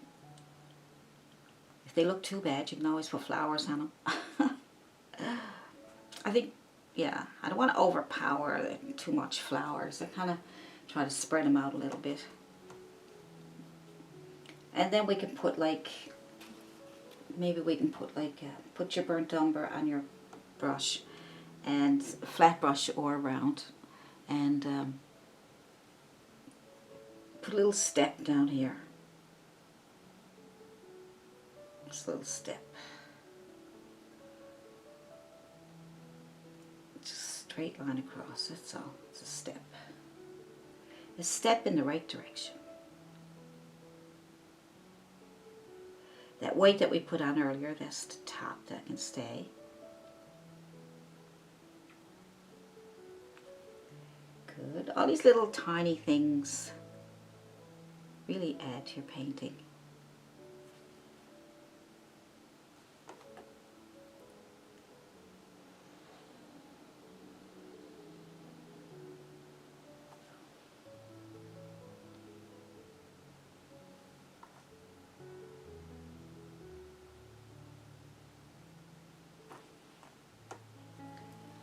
Yeah, a step in the right direction.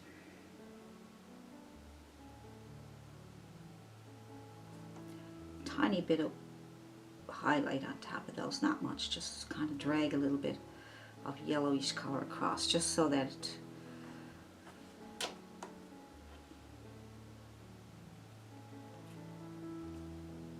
it looks like it has a bit of a top on there.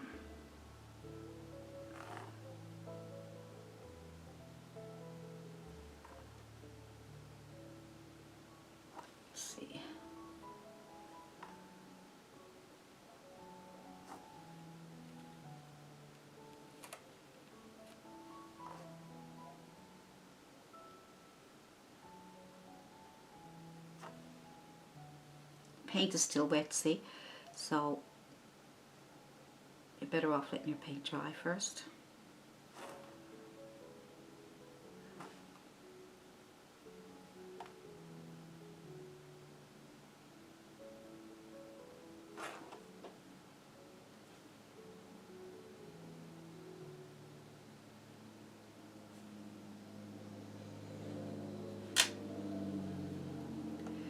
And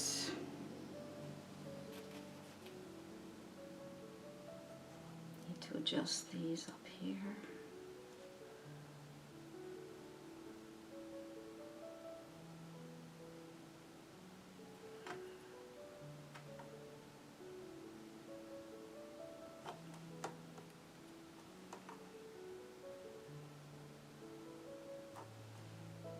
Just a little trim on the door there.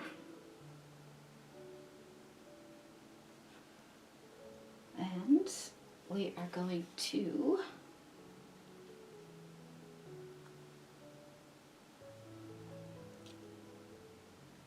add a few more planters at the bottom, so I have some flowers down here. So why don't we put one here, a little planter. So we'll just make a little planter here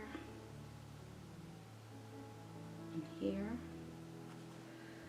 and maybe one here.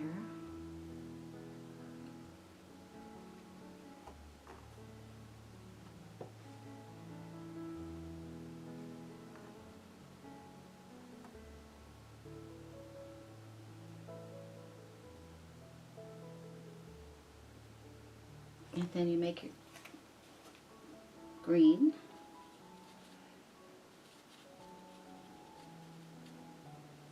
Tap on some leaves and things for your flowers.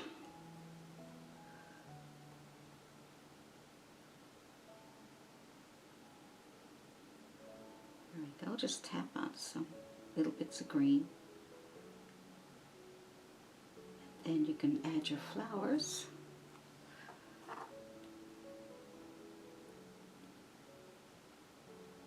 So you don't want it, you want it to have, you know, kind of shape there for your flowers, see? Good. And you do the same thing, you just add your yellows and reds, whatever colors you want to put in there. Just tap on little dots of color for flowers.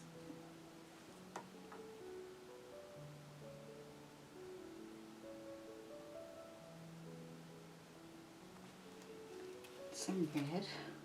I wipe my brush every time I go for a different color. I don't dip it in water or anything. I just wipe my brush with a piece of tissue.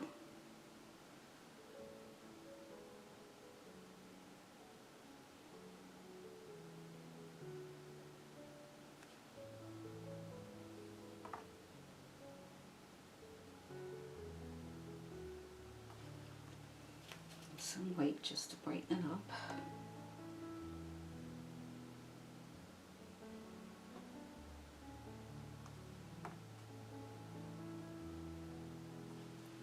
Okay, so flowers everywhere, isn't that pretty?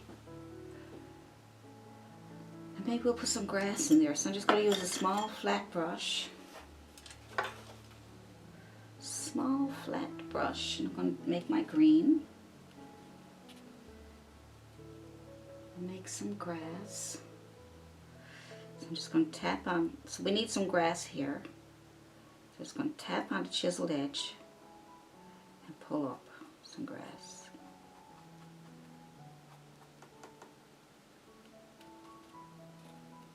Tap on your grass and pull up.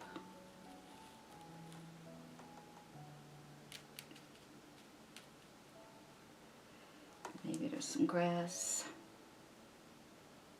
Bits of grass here. I'm going to dip into green and yellow, and that way you'll get your highlights, everything all into one.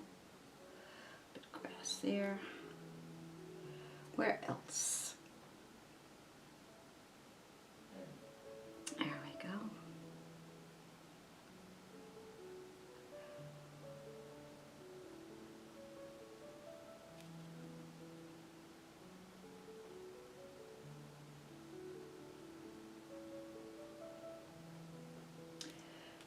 More yellow and green because the house is green. Tap. Get some grass over here. Yep, we just trying to make it cleaner looking.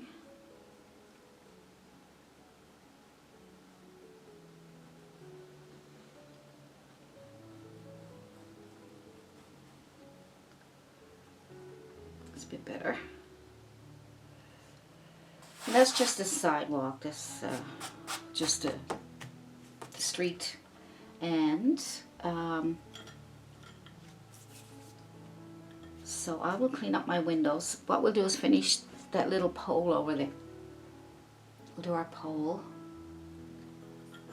Get a small flat brush. Small flat, and then put your burnt umber on there. Burnt umber. So just pull through your burnt umber.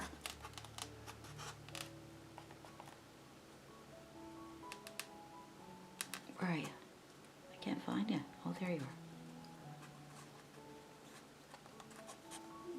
are. And just take your pole, make it more square on the top here.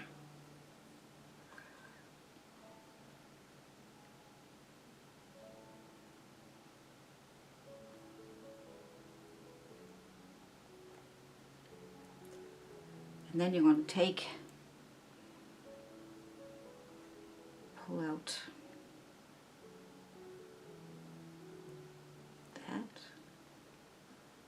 that, just pull over, just lay your brush down flat, touch, and pull over. That'll be the easiest way to do that. Make sure you get enough paint on your brush.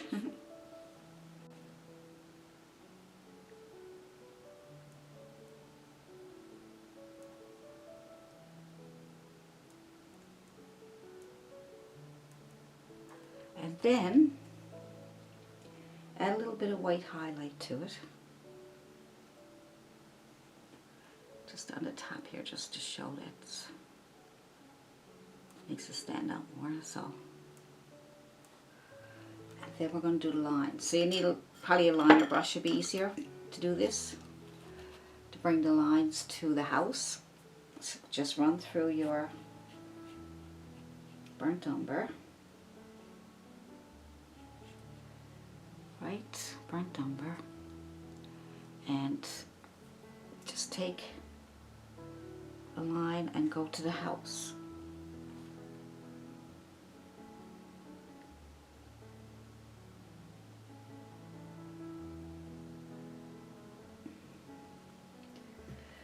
Good.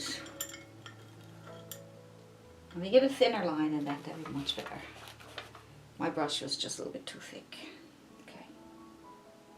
And then another one. Maybe it's coming up to meet it.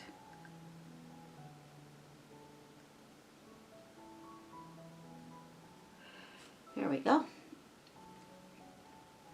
There we go. Add a little bit of yellow on top. Just for a highlight, that's all.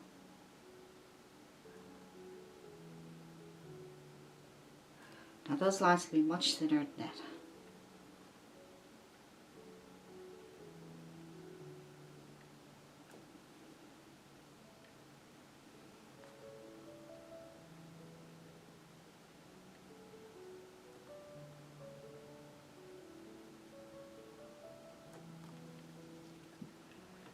All right. Good.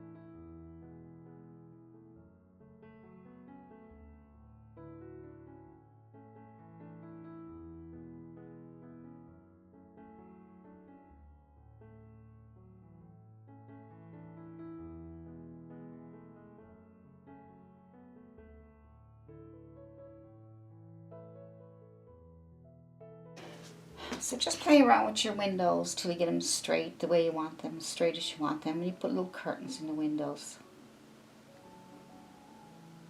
And so when you get everything done that you want to get done, you know, so I'm not going to put curtains in every window, but curtains are cute.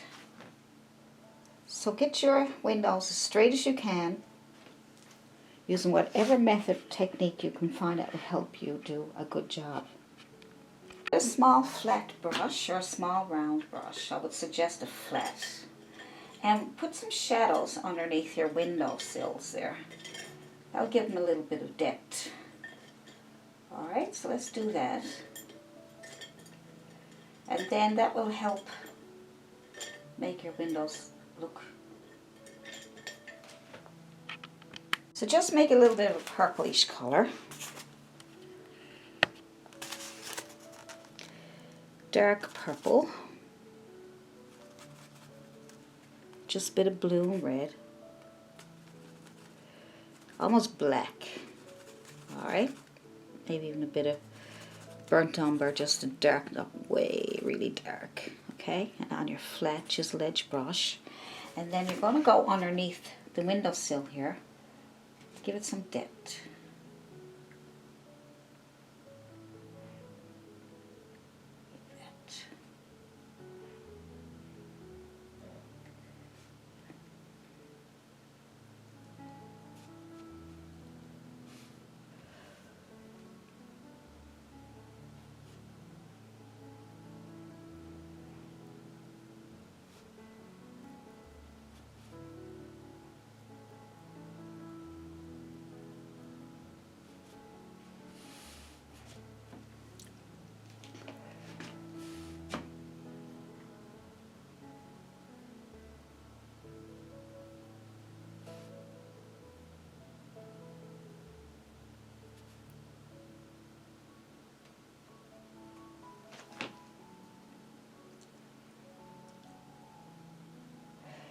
maybe underneath the windows here, just to get a little bit of depth.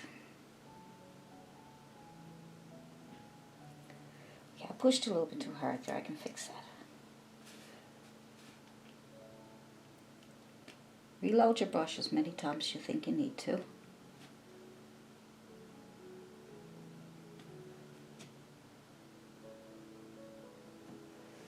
Okay, see how that gives it a little more depth? You could even bring a little bit of shadow down here, this edge here.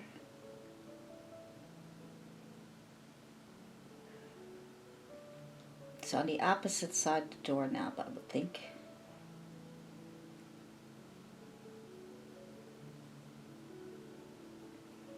Good. I came over on my white. That's okay, I can fix that, but I just wanted to show you where to put shadows.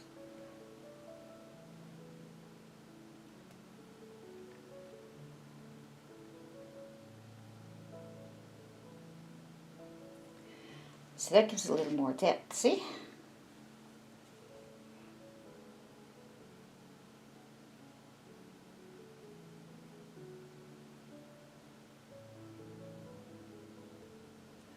Right, clean off your brush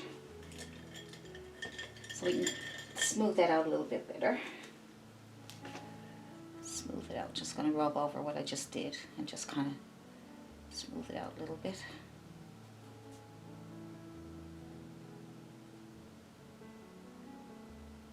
It's okay, I don't mind it going over the door.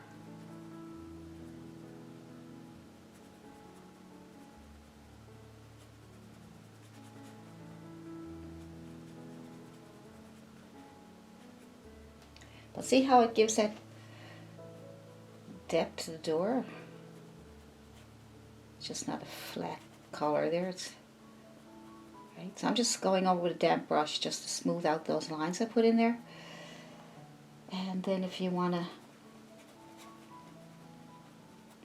because I find the more layers of paint you put on something, the better it looks. Leave those alone, I think they're okay. So I might take some green,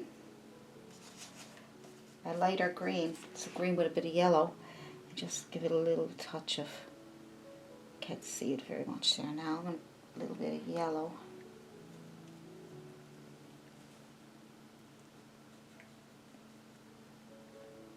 Kind of brighten up that center a little bit. There's a bit of green here, so we can use that. Because we have the shadows in there, we can brighten up the center of that green there. Right now we got three values of color there. And you know that 3 values of color gives it more depth and more interest. Then we got the blue one.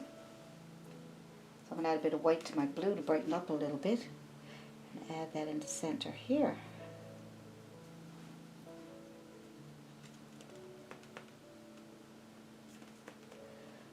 Here.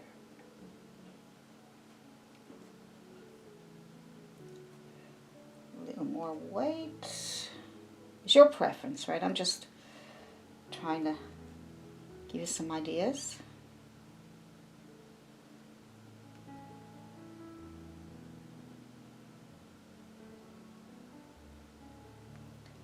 And some white on that yellow.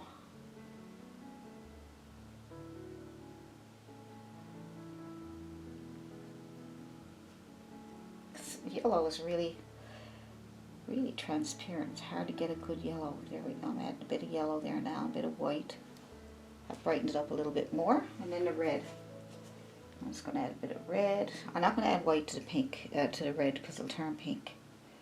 I'm just going to put that in the center there like that, scrub it around. Just that little extra touch. That's better. So anything you want to do, I mean, there's lots of things. With those white lines, tape is your best bet, or a credit card. All right, and these lines here are too thick. So,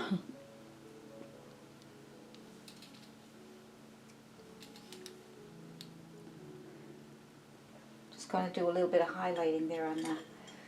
So get your flat brush. Small flat brush is good. Yeah. And then you're going to just add a little bit of your burnt umber and a little bit of yellow. Make a little bit of a highlight for your tree. Use your chisel edge, put on a little bit of highlight there. You can add a little more yellow, even a little bit of white, because we want it to stand out a little bit and we want to be able to see it. There we go. I'm just sort of skipping over because I don't want to lose my brown too, right? I'm just putting that on there, and maybe a little bit on that.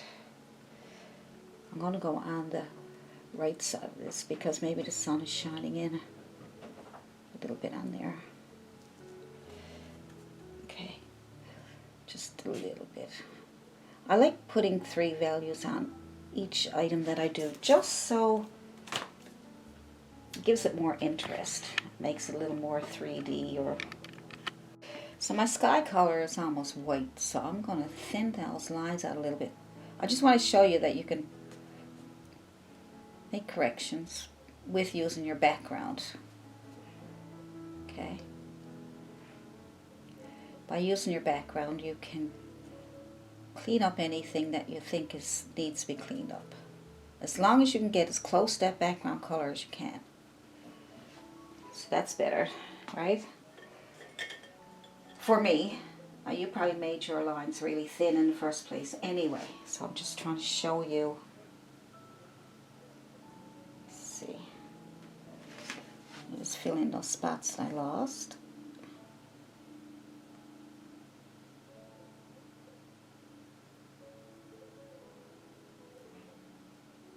There we go, great. So there it is. I hope you enjoyed this tutorial on how to paint jelly bean houses. The windows are the hardest because you have to find a way to get those window ledges straight. And you can use a credit card method or a brush, chisel edge brush, or you can draw it on with a white marker, you know, whatever works for you. Okay, so that's pretty cute, little jelly bean houses. See, in the shadows and the grass, and that's just a road in front. You can do whatever you want with that. You can put a bicycle there, somebody walking down the street, anything at all. Just use your imagination. I hope this helped, and let me know in the comments if you have any questions about any other techniques we've used to do jelly bean houses. There we go. Alright, so don't forget to like and subscribe, and then I'll be able to get some more paintings done for you, and I'll see you in the next video. Bye from Allison Prior. Have a great day.